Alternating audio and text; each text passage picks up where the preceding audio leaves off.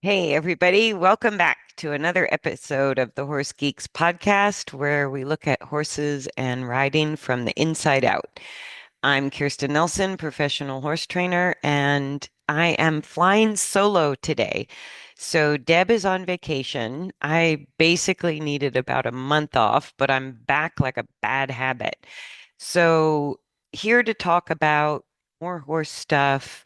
Thank you for the comments, the emails, and that this podcast is helpful to you in some way. That's why we do it. And in the background, I also finally hired a virtual assistant, millennial, who can help me navigate some of these different parts of my business that I'm developing. And so, long story short, the podcast had to shift from one platform to another.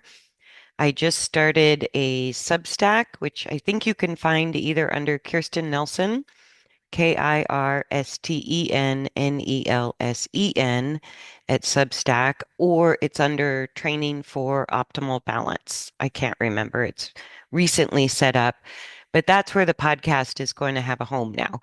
And I do blog articles, written articles will also be on the Substack channel. I'll still continue with YouTube.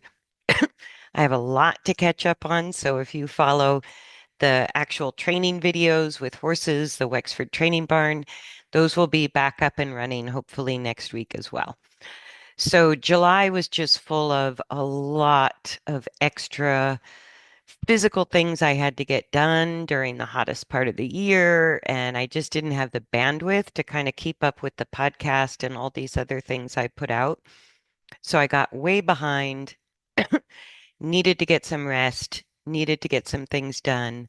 And of course, when I'm ready to return, Deb is on vacation. So she's out enjoying the cool weather of Ireland right now. I'm so jealous. While I am stuck in the sauna that we call Florida in the middle of summer. But I wanted to get back with the podcast, get back on track. The plan is to continue it. We'll kind of see how it goes.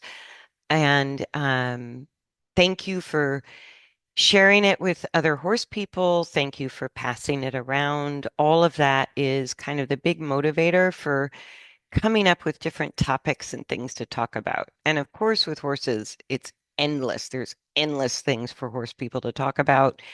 But staying on schedule and pumping these out weekly, sometimes it's a bit of a challenge, I have to say.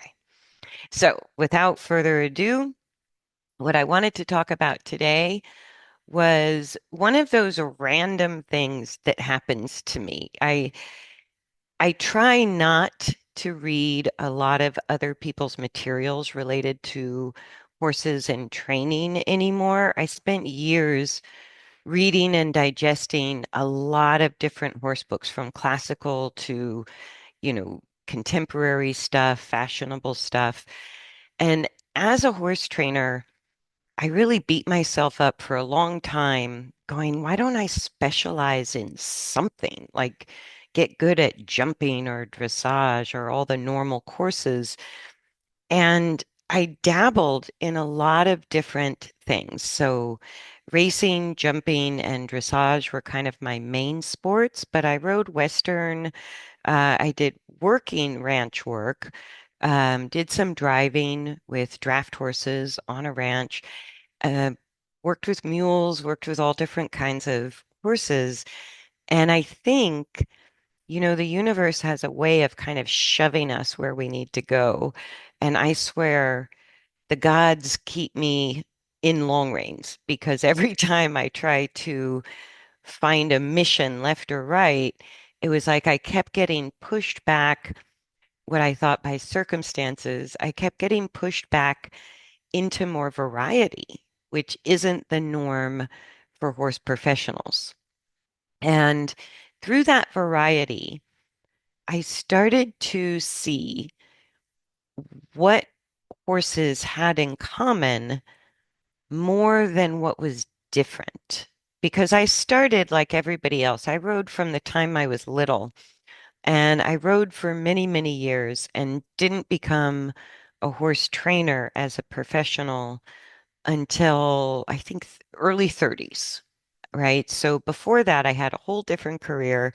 I had my life trajectory was going a different direction, but horses were always a passion, always a hobby of mine, and I was always interested in learning more about them. So the transition into working as a professional horse trainer didn't come till I was early 30s, and I'm more than that now. So I've been a horse trainer for 25 years now, which you can guess the age.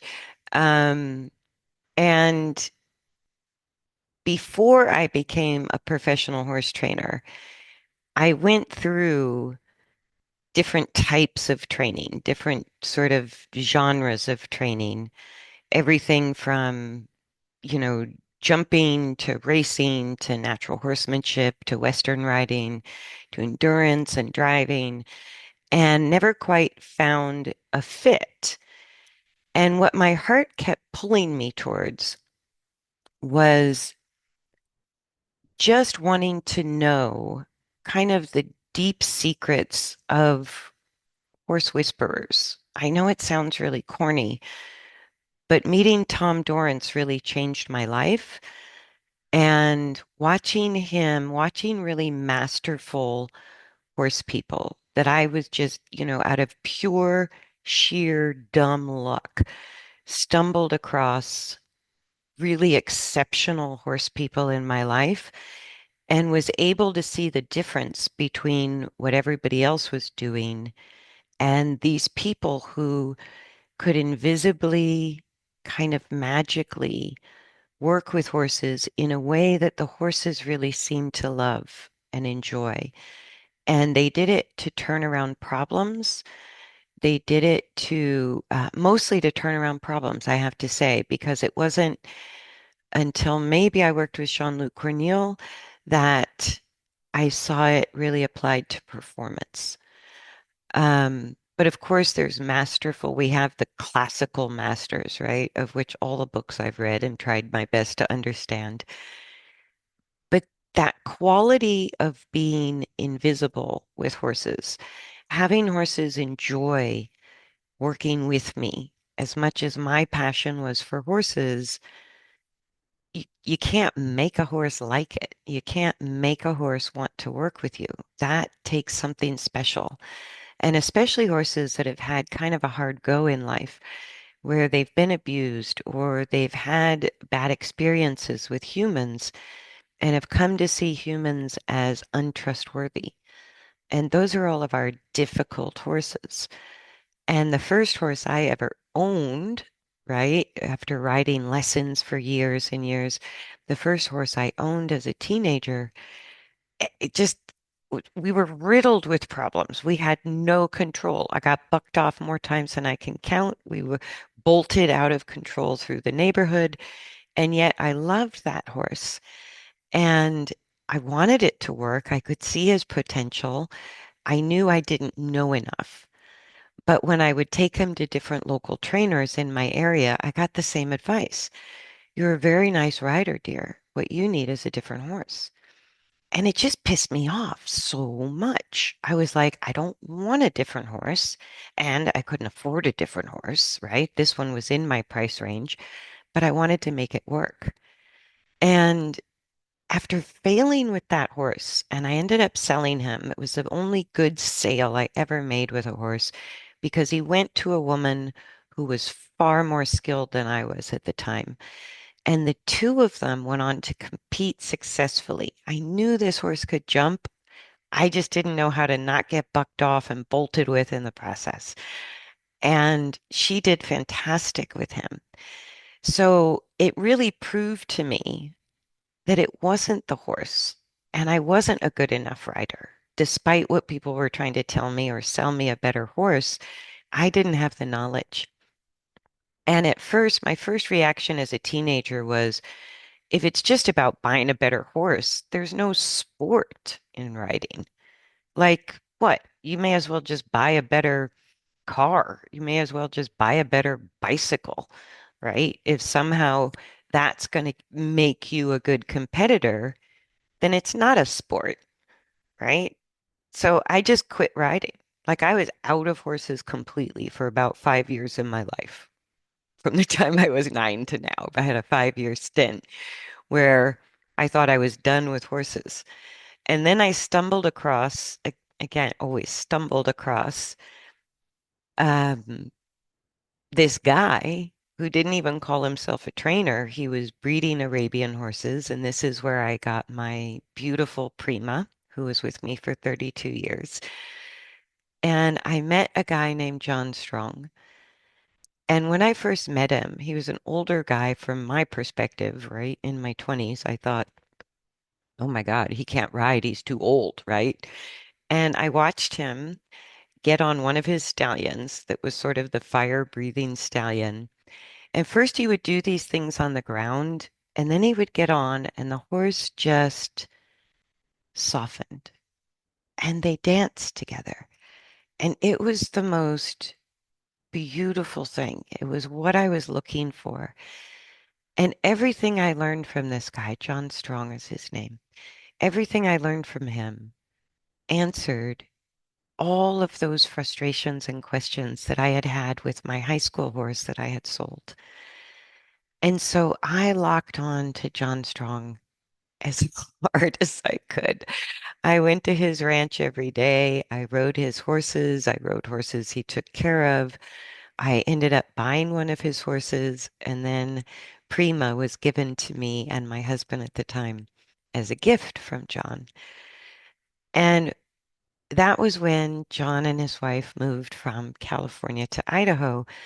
And so I was like, oh my God, what am I going to do without you here? It was training, it was working with horses in a way that I had not come across before.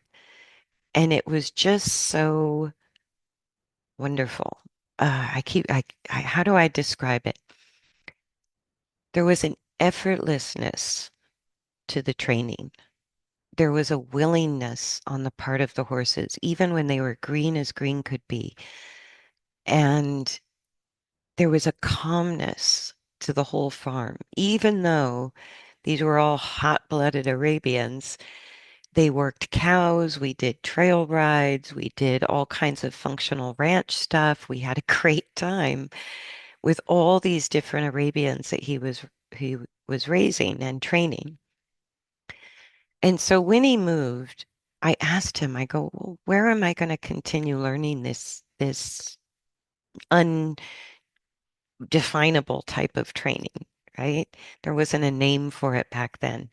And he said, well, you know that the guy Ray Hunt and Buck Brannaman, they come through town pretty often and do clinics. Why don't you go to some of their clinics?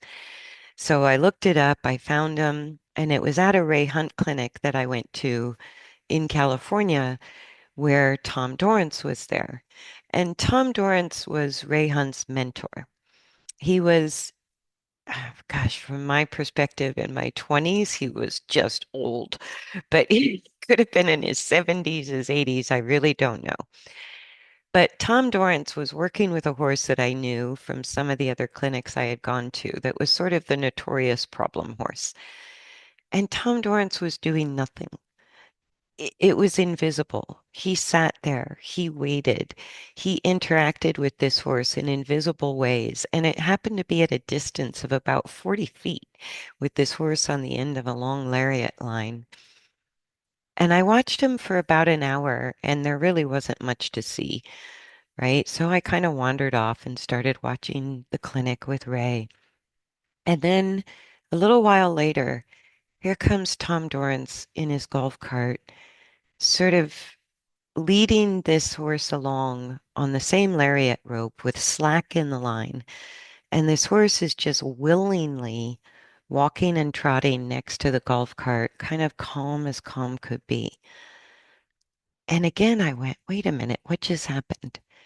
And it was like watching John. There wasn't much happening on the surface, but what was so definite was the sort of calm willingness of the horse interacting with the person. And that magic between a horse and rider. All I had seen before, coming from the competitive world and, being a jump rider, was you have to kind of pull and push and force horses into doing what you wanted, and it gets kind of ugly. And I was always told it's a necessary part of it, even though it's not pretty. And I learned things like, punching my knee into a horse's gut before you girth up. Or I was told to send my high school horse to a cowboy. And every horse that came back from a cowboy just looked dead to me. Like they just looked like, okay, I'll do whatever you want. But they were introverted and dull and obedient, of course, obedient, but they had lost that spark that I loved about horses so much.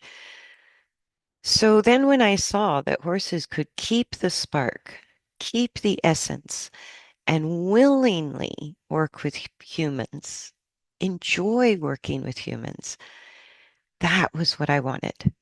That's what took me down the road.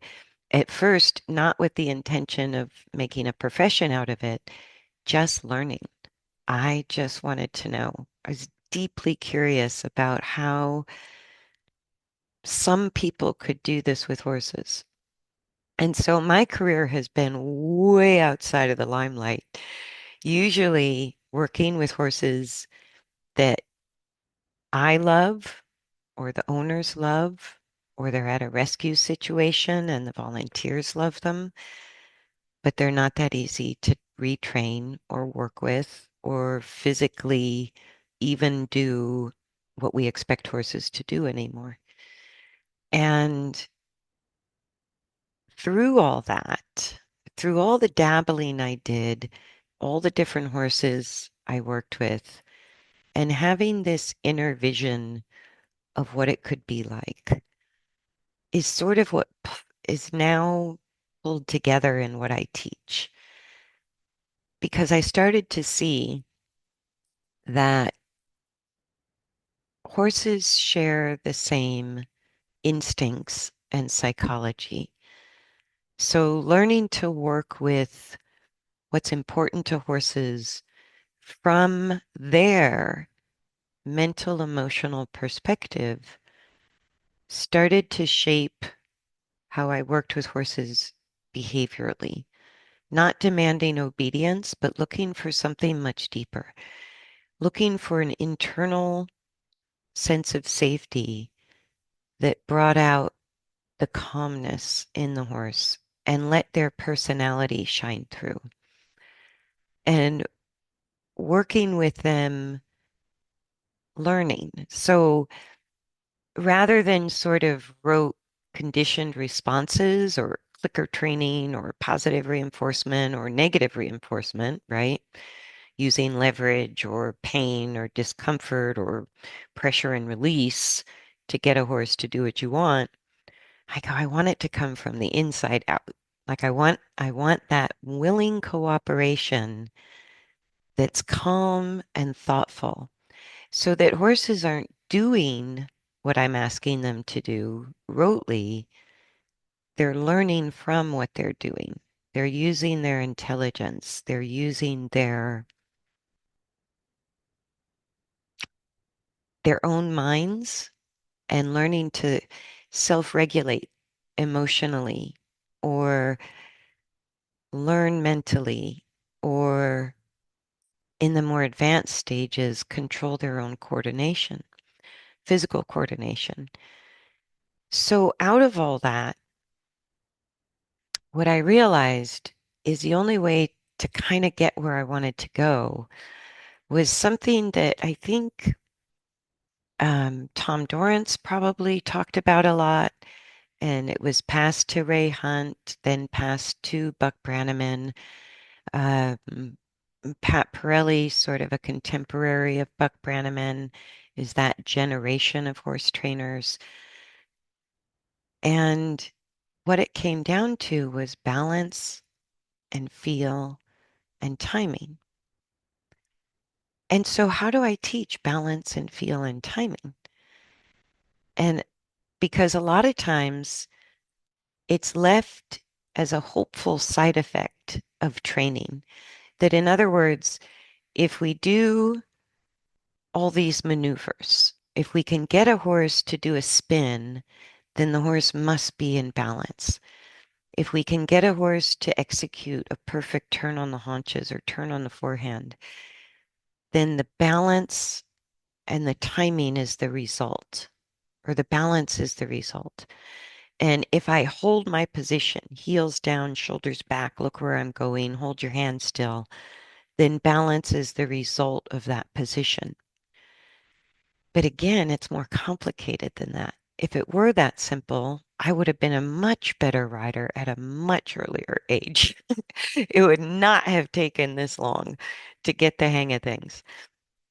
And so I went, if we don't work on balance directly, right? And even that, I went, well, what do we mean by balance?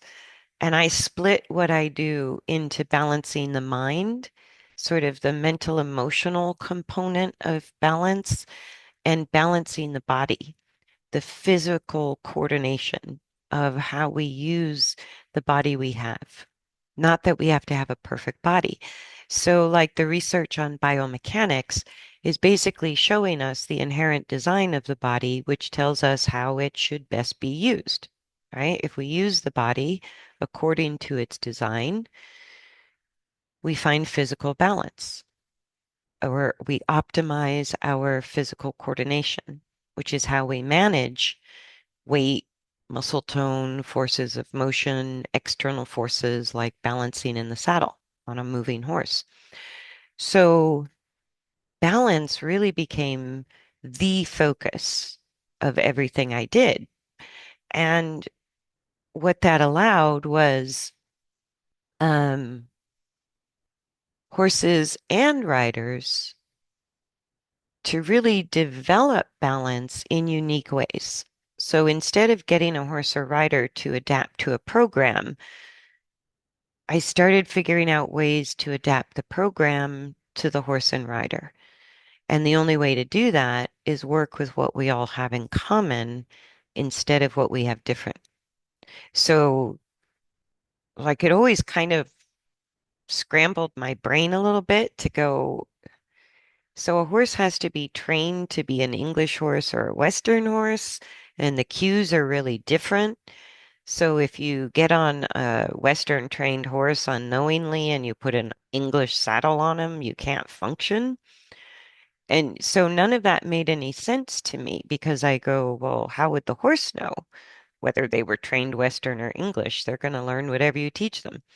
And to go deeper than that, there's actually a dynamic relationship of body mass and weight and forces of motion that are really the influence underneath the influence. So no matter what tasks we're doing or what tack we use, there's always like gravity and forces of motion and weight and mass.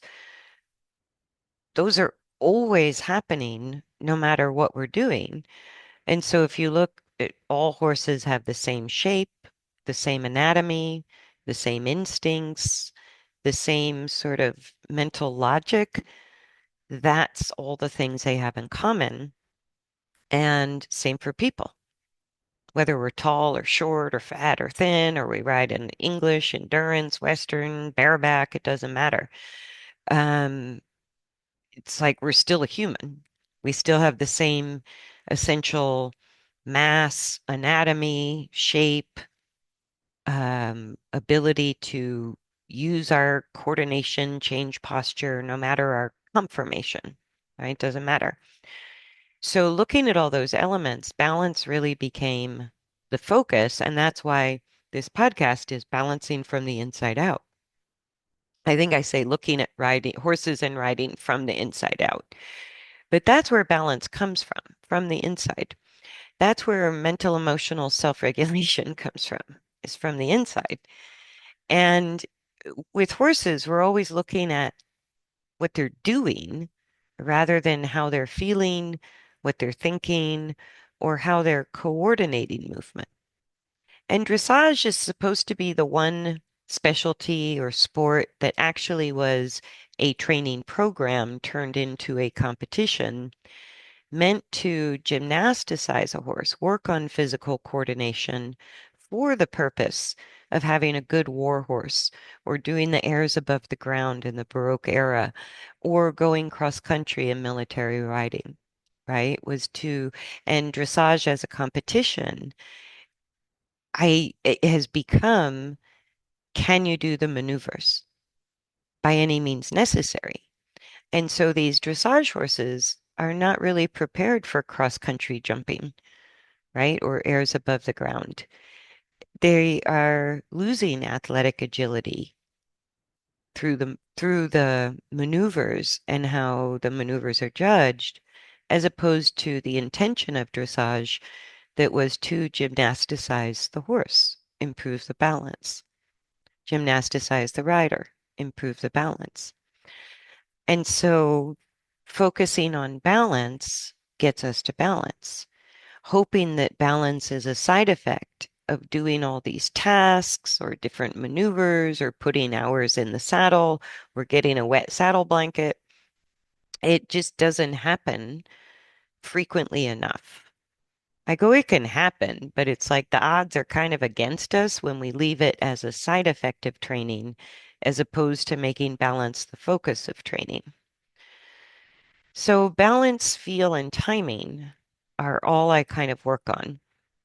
And feel and timing, I went, ooh, that's even kind of harder to teach or draw out of somebody compared to balance. It took enough years just to figure out how to teach balance, right? And that's more complicated physically than it is mentally, emotionally. But it's still a huge paradigm shift for trained riders that I work with is to shift from task-oriented training, maneuvers or tasks, into balance as the emphasis of training. And it sets off a lot of helmet fires, or people look at what I'm doing. Finally, it looks, it doesn't look like a lot. It looks like very little. From the observer's perspective, it could be a little boring to watch. But just like the magical mentors that I saw, I go, that's where change happens on the inside, is when things are quiet, when things are not too exciting, when things are sort of consciously done with awareness, right? It's the awareness of what's happening inside that facilitates those changes where we can find balance in mind and body, find balance mentally, emotionally, physically, and help our horse get there too. So the work's not exciting to watch, right? I show you guys weekly in the horse training videos I do, and I explain it as I go because I'm trying to share what's happening between me and the horse that isn't really visually obvious. And when we feel it, when we tune into what we feel, hear, see, observe through our five senses, or the interplay between a horse and a rider, when we're just quietly working in the arena by ourselves, that to me is as interesting as sitting down to have a cup of coffee with my best friend. Like there's nothing boring about having a good conversation. And so that's what I do with my horses. And through balance, finding that alignment with gravity, alignment with horses, through balance, the feel develops. And then with balance and feel, our timing, sort of like with two people who know each other well, can shortcut sentences and still convey meaning. That sort of timing between a horse and a rider is the horse can complete our sentence, complete our thought, right? Or we feel what the horse is thinking, the direction things are going, and we can redirect or finish the horse's thought. So that's what timing is, right? And what I found is when we're in motion on a horse, even at the speed of walk, that to keep up in real time with the movement of a horse and have that conversation is faster than the human brain can process thoughts. So by the time we get balance and timing and feel, or sorry, balance and feel and get timing that's happening sort of in the present moment with the horse's physical changes during motion, we have to shift from thinking to feeling. Our brain can't process where to give an aid or when or what direction or whether it's the rein, the seat, the leg, left, right, forward, back, up, down. It's like our brain cannot process that information fast enough to be in harmony with the movement of a horse, to get the timing that I call horse timing is faster than the human brain can think. So as long as we're thinking our way through a ride, like inside leg to outside rein, curve the midline, do this maneuver, make sure the horse's legs are doing blah, blah, blah, or even see tracking up, all of that is just way too late. We're always behind the actual movement of the horse when we're thinking our way through our aids or thinking our way through the ride. So completely outside of the horse business, like studying physics, reading research papers, reading books about the nervous system, right? Reading psychological stuff, reading sports medicine stuff, physical therapy, what human athletes are doing to train. All of that stuff outside the horse industry has provided a lot of answers that I incorporated into training horses and riders. And it's proved very effective at teaching balance, feel, and timing. So while I was on my hiatus for July, I stumbled across something in a self-help audiobook that I was listening to while I was painting and working and doing stuff that hit me like a ton of bricks because it had nothing to do with writing whatsoever, but it had to do with shaping our lives into the lives of our dreams, right? Shaping our life through what we think, what we feel, and how we use our imagination. But the little, I don't know what you call it, the little sequence of words that was easy to remember, right? For shaping our lives into the life of our dreams. I went, oh my God, that kind of explains balance, feel, and timing in a nutshell. So I started to play with this with people and horses in live lessons. And it was pretty amazing to watch people, to watch their feel and timing just bubble up from deep inside of them. And I'll share these words with you. You can play with them at home, and I'll go over what I mean by it a little bit. But think of it in the context of if your balance is established. So these words are kind of with the assumption that you have good balance as a rider when you're riding, and that these words are just to help with the feel and more particularly the timing. So the words are um, ask, align, allow, and receive. So in the audiobook I was listening to, that was sort of about energetically using your imagination to develop the life you want. So you ask the universe, God, saints, angels, the powers that be, you ask for your desires when you have a desire, right? Aligning means having that mental, emotional experience before it physically happens. And I went, oh, yes, interesting. That's the alignment of the rider to not only gravity, which is how we keep our balance, but to the middle of the motion, which is kind of an old-fashioned term with horses. But to align to the middle of the motion means we're not getting ahead of the horse's movement or behind. We're not getting pitched left and right. So alignment is actually a very precise place for our body to be while we're riding, even driving in the cart. So when we give a leg aid, most people tend to lean forward, give the leg aid. In other words, putting themselves ahead of the motion of the horse in order to get the horse to go forward. Or people get behind the motion of the horse. They lean back to give the leg aid and drive the horse forward first. To be in alignment means to give a leg aid without getting, or a whip if you're driving, doesn't matter, but energetically, not getting ahead of the motion before the horse starts the motion.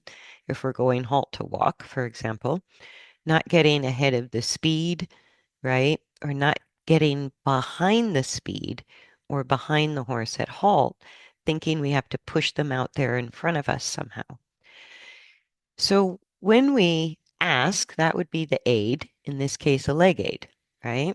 So we can consider, instead of the aids demanding the horse go forward or leading the horse forward, the leg aid is the ask, request. Can you go forward? And wouldn't it be a different frickin' horse world if we thought of all of our aids, rein aids, leg aids, seat aids, even devices we use as or tools as an extension of our aid, if we turned every aid into a question, if we thought of every aid as an ask, that already changes the feel. It totally changes the frequency and the energy behind the physical guidance we're giving. So ask is the aid. Alignment is where are we? So it's related to balance, but it's also a moment-to-moment experience when we're talking horse time, right? Or forces of motion, faster than thoughts can process. So we feel gravity. If you've fallen off your horse, for sure you felt gravity. But even while we're on our horse, we can sense gravity even though it's invisible. So are we aligned to the gravity or the arena under the horse? And are we aligned to the middle of the movement of the horse? Not ahead, not behind. And even when we steer, right? The old look where you're going, turn your head, blah, blah, blah, drilled into me, especially as a jump rider. Putting our eyes way ahead of where the saddle is can not only put us ahead of the horse in motion, but ahead of the turn. So are we too far forward and to the right on a right turn? Too far forward and left on a left turn? Or driving the turn too far back, but also too far the other way?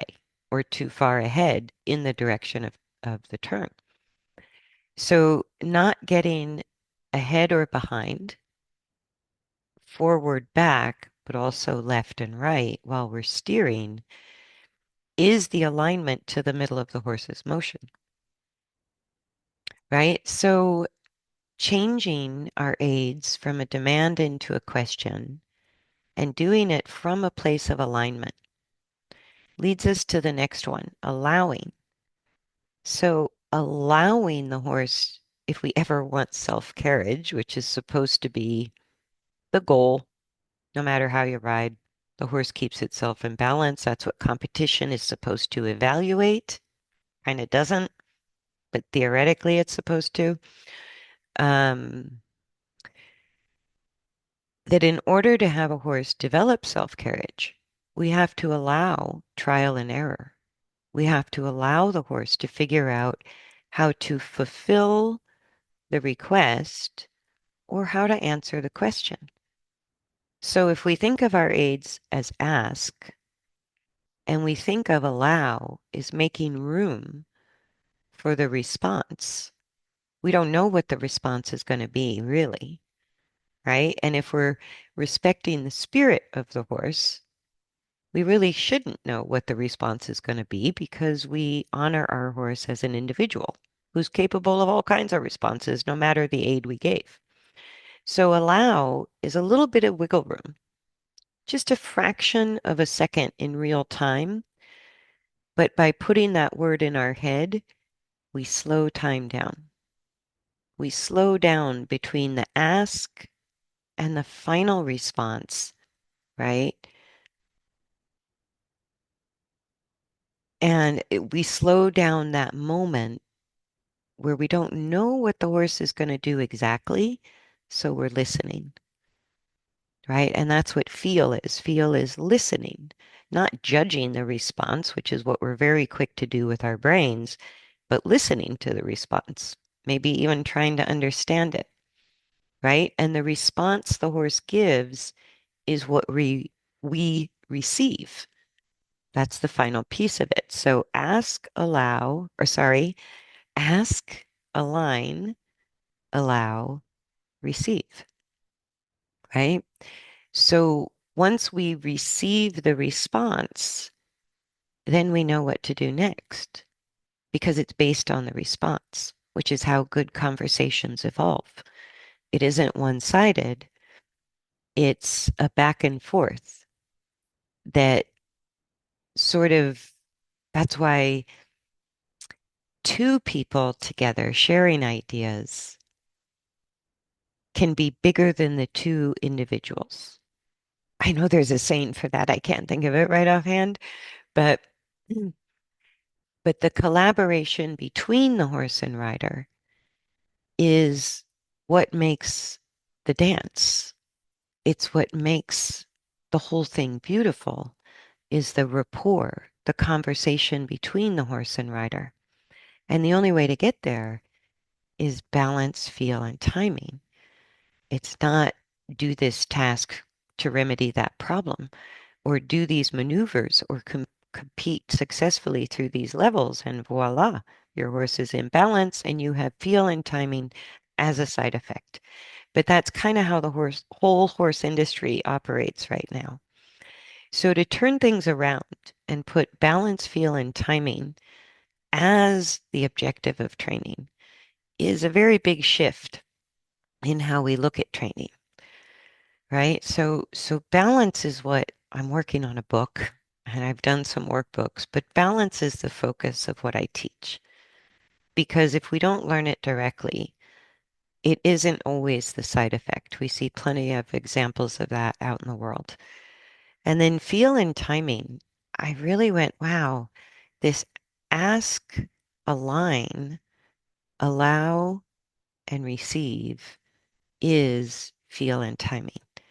So in other words, ask, giving the aids, one part talking, aligning, allowing, and receiving our horse's response is three parts listening.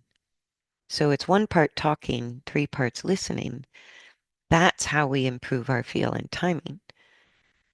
And when we're in balance, we're better listeners because we're not contracting our own muscles. We're not just gripping to not fall off.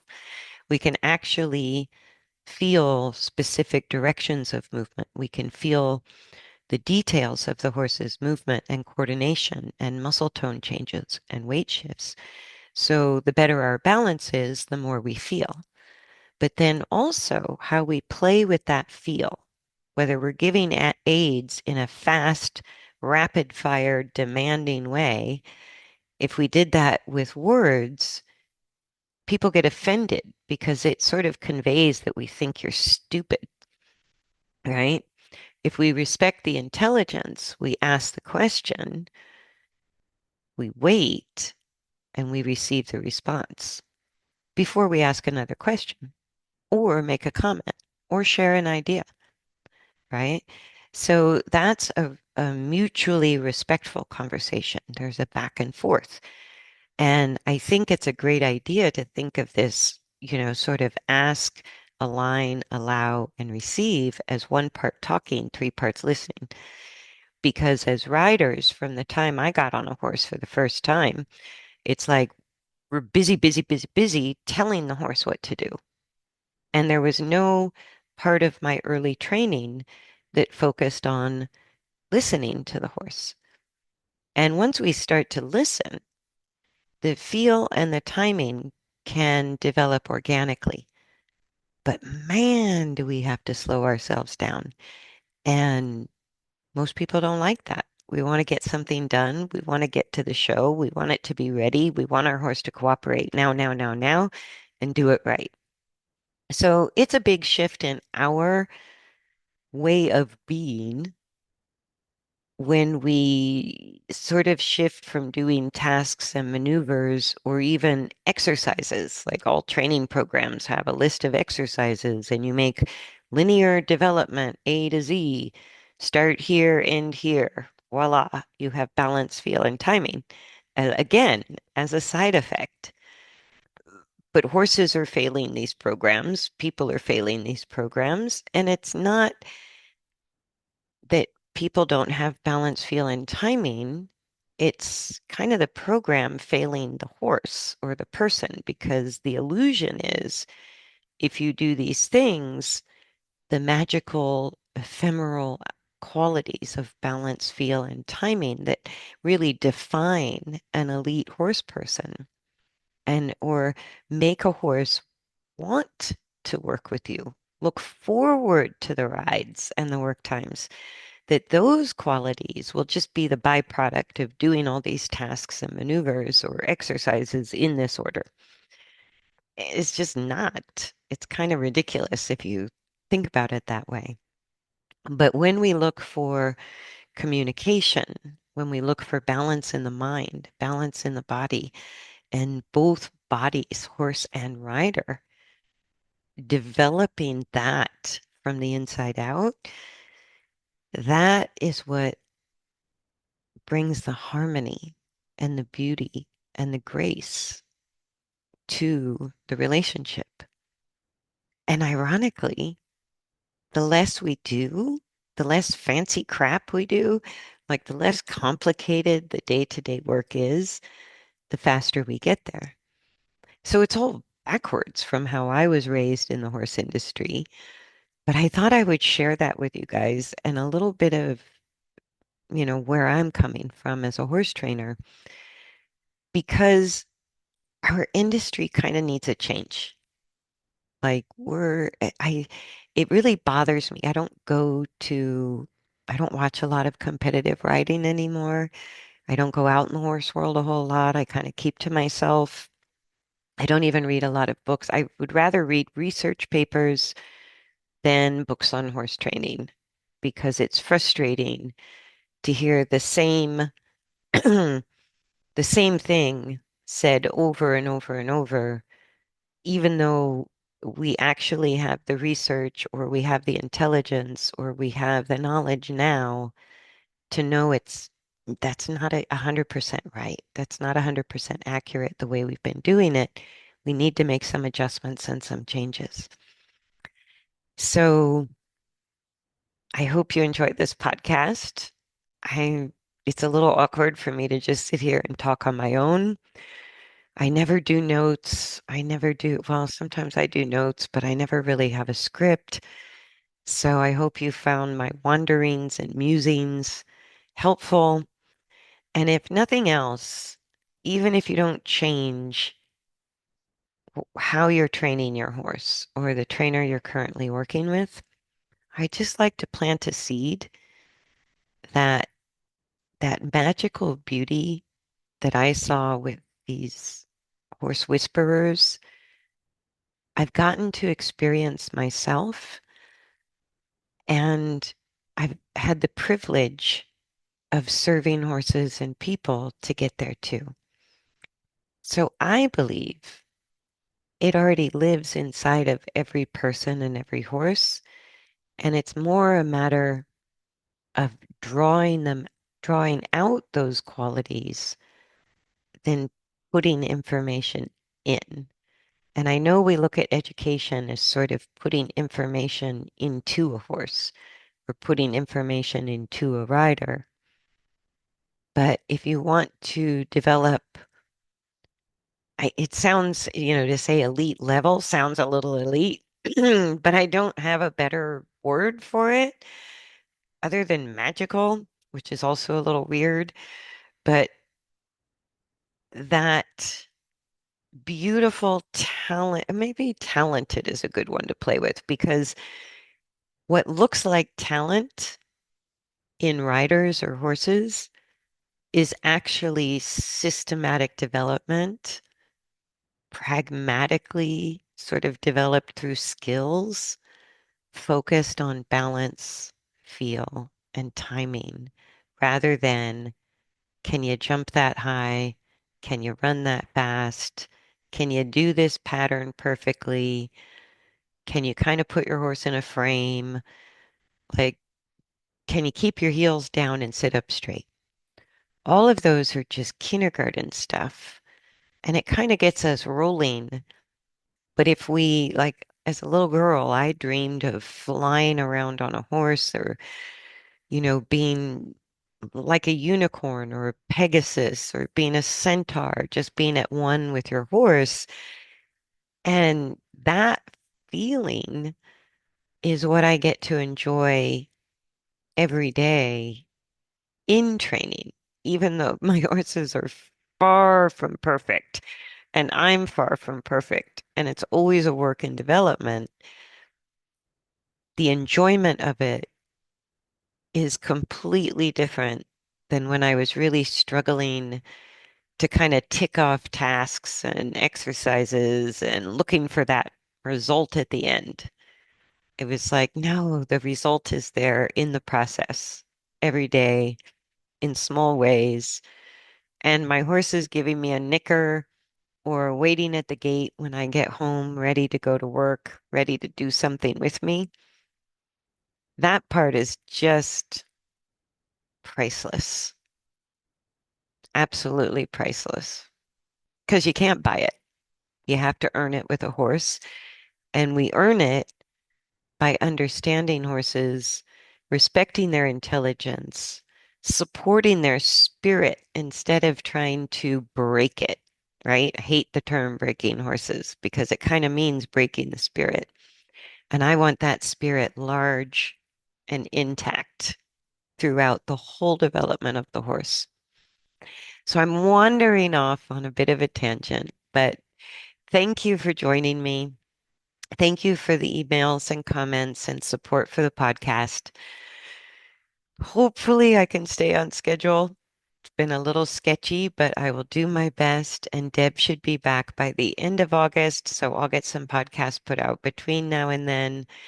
And please like, please subscribe, please share, please thumbs up, whatever. Do the things that constantly let us know that this time and energy I'm spending is useful to you. Thanks very much for joining me. I look forward to seeing you again. Bye for now.